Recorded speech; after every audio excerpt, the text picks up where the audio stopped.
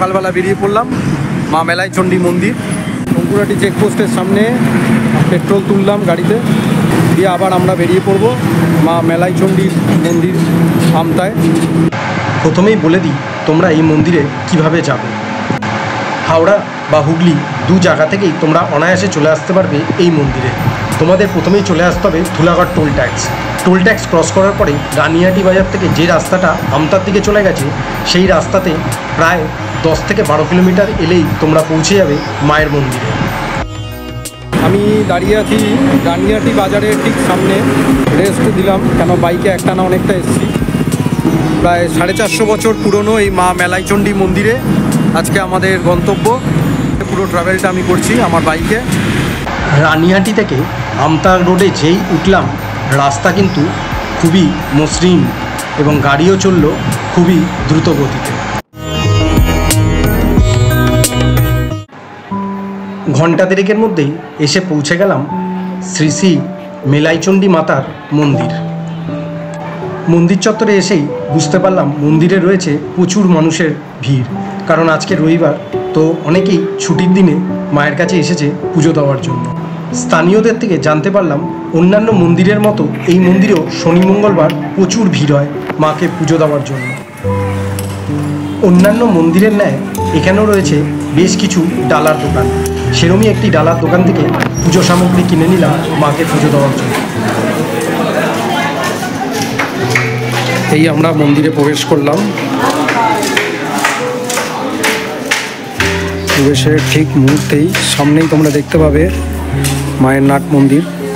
মেলাইচণ্ডী মন্দির 51 শক্তিপীঠের অন্যতম পীঠ হিসাবে গণ্য করা হয়। তার ঠিক সামনেই রয়েছে মা মেলাইচণ্ডীর মন্দির। মন্দিরে প্রবেশ করে প্রথমেই মায়ের পুজো দেওয়ার জন্য লাইনে দাঁড়িয়ে গেলাম, কারণ বাইরে থেকেই বুঝতে পারছিলাম মন্দিরে রয়েছে প্রচুর ভিড়। মায়ের ভোগ নিবেদনের জন্য মন্দির মাঝখানে মিনিট 10 বন্ধ ছিল, তারপর যথারীতি আবার খুলে গেল সর্বসাধারণের জন্য। ভোগ নিবেদনের পরে দরজা খুলতেই মায়ের দর্শন পেয়ে গেলাম। এই হচ্ছে মাতা মেলাইচণ্ডী। ঠাকুরমশাইয়ের নির্দেশের পর আমরা একে একে প্রবেশ করলাম মায়ের গর্ভগৃহে অঞ্জলি দেওয়ার জন্য। সকলে মিলেই আমরা মায়ের কাছে নামগোত্র অনুসারে পুজো দিলাম এবং অঞ্জলি প্রদান করলাম। তোমরা মা মেলাইচণ্ডীর মূর্তিটা যেটা দেখতে পাচ্ছ, ওটা কিন্তু আসলে কালো ব্যাসল্ট পাথর দিয়ে তৈরি, এবং যবে থেকে মায়ের এই মূর্তিটি এখানে প্রতিষ্ঠিত, তারপর থেকেই এই মূর্তির ওপরে সিঁদুরের প্রলেপ দিয়ে ঢেকে দেওয়া হয়েছে। মা মেলাইচণ্ডীর সাথে সাথে এই মন্দিরে একই সাথে ভগবান বাসুদেব এবং ভগবান কার্তিকেরও পুজো হয়ে থাকে।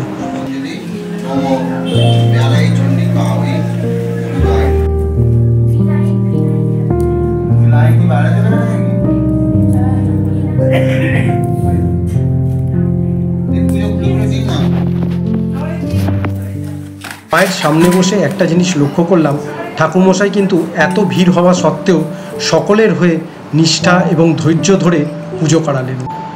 পুজো দিয়ে বেরিয়ে এলাম মন্দির থেকে। বহুদিনের একটা ইচ্ছে পূর্ণ হলো মায়ের কাছে পুজো দেওয়ার পর। এবার চলো তোমাদের মন্দিরটা পুরোটা একবার ঘুরিয়ে দেখাই। এই মন্দিরের আয়তন প্রায় 25 মিটার বাই 35 মিটার। এই মন্দির চত্বরে রয়েছে মায়ের গর্ভগৃহ, অফিস কক্ষ, নাট মন্দির এবং দুর্গেশ্বর শিব মন্দির। এছাড়াও রয়েছে একটি সাম্প্রতিককালে তৈরি হওয়া রামকৃষ্ণর মন্দির। মন্দিরের নাট মন্দিরটা পুরোটাই কড়িবর্গার দ্বারা গঠিত। জেনারেলি আমাদের ওয়েস্ট বেঙ্গলে যত মন্দির আছে তার নাট মন্দির কিন্তু এরকম কড়িবর্গার দেখা যায় না, তো এখানে এটা কিন্তু একটা বিশেষ তাৎপর্যপূর্ণ। আর নাট মন্দিরের এলাকাটা একবার দেখো, কত বিশাল বড় একটা নাট মন্দির, যেখানে প্রায় বহু মানুষ বসে মায়ের পুজো আরতি এগুলো দেখতে পাবে।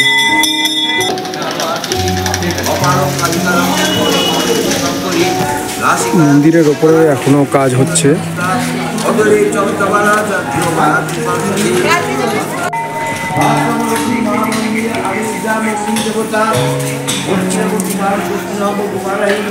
এই হচ্ছে বাবা দুর্গেশ্বর মহাদেবের মন্দির।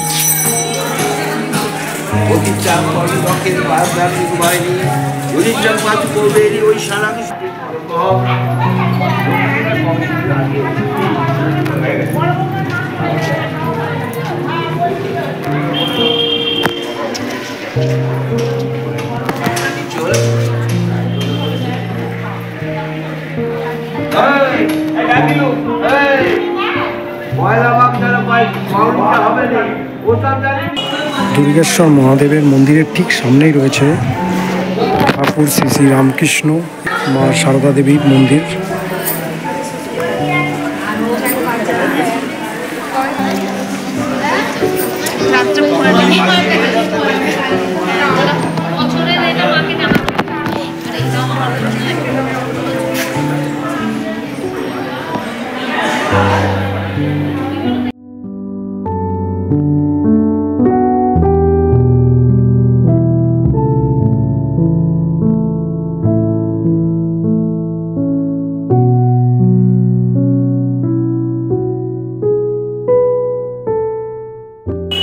মন্দিরের ঠিক বাদিকে রয়েছে রাধাকৃষ্ণ এবং সাধক জটাধারী চক্রবর্তীর প্রতিষ্ঠিত মূর্তি।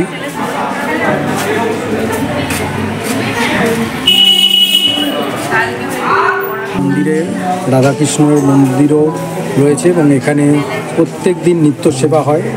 রাধাকৃষ্ণ প্রতিষ্ঠা করা আছে।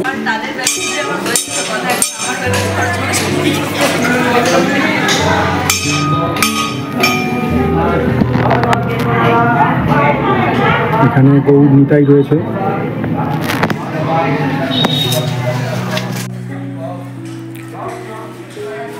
মন্দিরে পুজো দিতে এলে তোমরা চেষ্টা করবে সকালবেলায় একবার সম্পাদক মহাশয়ের সাথে এই নাম্বারে যোগাযোগ করে নিতে। এই নাম্বারে যোগাযোগ করে তোমরা যদি আগে থেকে বলে রাখো তাহলে মায়ের ভোগ তোমরা পেয়ে যাবে। সকাল 8টা থেকে 10:30টার মধ্যে এসে কুপন সংগ্রহ করে নিতে হবে। আমার পুজো দেওয়া কমপ্লিট হয়ে গেল। আজকে আমি পুজো দিতে এসেছিলাম মা মেলাইচণ্ডীর মন্দিরে। পুজো দিয়ে আমি এই মুহূর্তে নাট মন্দিরে বসে আছি। মায়ের পুজোর টাইমিংটা হচ্ছে সকাল 8টা থেকে দুপুর 1টা অবধি। এবার সেটা কোনো কোনো সময় মানুষের একটু ভিড় থাকলে ঠাকুরমশাই সেটা 1:30টা অবধিও টানে। তোমরা চেষ্টা করবে সকাল সকাল এসেই পুজো দেওয়ার। আচ্ছা, ভোগ প্রসাদের জন্য আজকে সকালে আমি কথা বলেছিলাম, তারা বলেছিল যে অ্যারেঞ্জ হয়ে যাবে, কিন্তু যখন এসেছি এখানে একটি সাময়িক কিছু দুর্ঘটনার কারণে আজকে ভোগ প্রসাদটা বন্ধ রয়েছে। সম্ভবত যিনি বানান তার ফ্যামিলির কেউ মারা গেছে, তাই অসুচ হয়ে যাওয়ায় সেটা আপাতত বন্ধ রয়েছে। কল্পতরু উৎসব এই রিসেন্টলি হয়ে গেছে, সেই দিন প্রচুর মানুষের এখানে সমাগম হয়েছিল।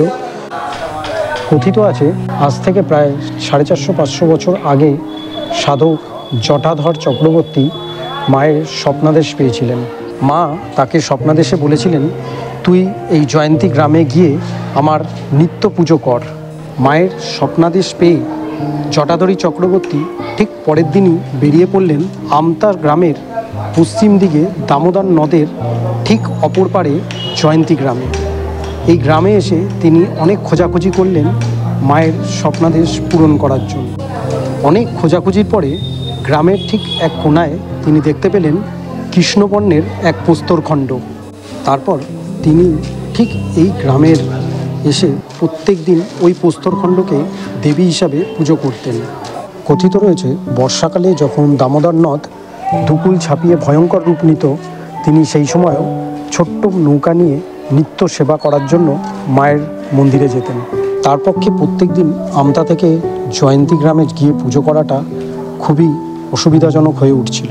তো তিনি দেবীর কাছে প্রায়ই আকুতি করতেন যে মা যেন তাকে একটা নতুন কোনো রাস্তা দেখায়। দেবী তার এই আকুতি শুনে নেয় এবং তাকে স্বপ্নাদেশ দিয়ে বলে যে তুই এবার থেকে তোর নিজের বাড়ির সামনে আমতা গ্রামে আমার এই প্রস্তরখণ্ড নিয়ে গিয়ে নিত্য পুজো কর। এরপর জটাধরী চক্রবর্তী মায়ের প্রস্তরখণ্ডটি মাথায় নিয়ে জয়ন্তী গ্রাম থেকে এই আমতা গ্রামে চলে আসে। আমি যে স্থানটায় এখন বসে আছি ঠিক এইখানেই আজ থেকে বহু বছর আগে জটাধরী চক্রবর্তী মায়ের স্বপ্নাদেশ অনুযায়ী একটি নিম গাছের তলায় প্রস্তরখণ্ডটি রেখে নদী থেকে স্নান সেরে এখানে নিত্য পুজো করতেন। কলকাতার হাটখোলার বিখ্যাত ধনী ব্যবসায়ী শ্রী কৃষ্ণচন্দ্র দত্ত মহাশয়ের প্রচুর পণ্য সামগ্রীর নৌকা এই নদীর তীরে ডুবে যায়। তখন সে প্রচণ্ড ভেঙে পড়ে এবং মায়ের শরণাপন্ন হয়। মা তার আকুতি শুনে তাকে স্বপ্নাদেশ দেয়, তুই আমার এই অঞ্চলে প্রস্তরখণ্ডের পাশে একটি মন্দির নির্মাণ করে দে, আমি তোর হারিয়ে যাওয়া নৌকাগুলো ফিরিয়ে দেবো। মায়ের স্বপ্নাদেশ পেয়ে শ্রীকৃষ্ণচন্দ্র দত্ত এবং তার পরিবার এই মন্দিরটি পুনর্নির্মাণ করে দেয়। আমরা যেহেতু অনেকটা দূর থেকে এসেছি তাই আমরা কিছুটা রয়েছি, সময় কাটাচ্ছি এখানে, কাটিয়ে আমরা এই মুহূর্তে বেরিয়ে পড়ব। তার আগে আমি তোমাদের দেখিয়ে দিচ্ছি মন্দিরের দেওয়ালেই রয়েছে বেশ কিছু ইতিহাস, যেগুলো মন্দিরের ইতিহাসের সাথে সামঞ্জস্যপূর্ণ রেখে বানানো হয়েছে। তো সেগুলো তোমরা দেখো, দেখলেই অনেকটা তোমাদের মন্দিরের ইতিহাস সম্পর্কে একটা স্বচ্ছ ধারণা হয়ে যাবে।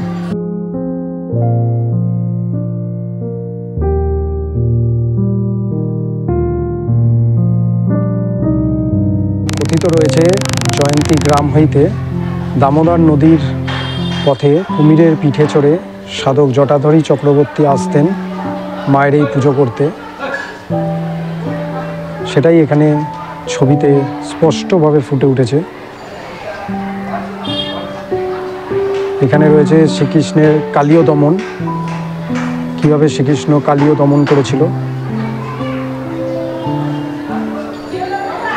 এটা হচ্ছে কুরুক্ষেত্রের যুদ্ধে শ্রীকৃষ্ণের বিশ্বরূপ দর্শন।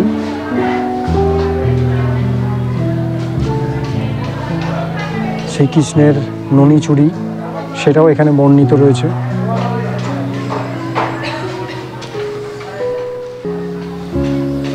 শ্রীকৃষ্ণকে নিয়ে পিতা বাসুদেবের যমুনা নদী পার। মন্দিরটি পুনঃপ্রতিষ্ঠা হয়েছিল 1056 বঙ্গাব্দে। মন্দির পরিসরটা প্রায় ফাঁকা হয়ে গেছে, অনেকটাই দুপুর হয়ে গেছে। যারা এসেছিল ভক্তরা তারা পুজো দিয়ে আপাতত সবাই যে যার বাড়ি চলে গেছে।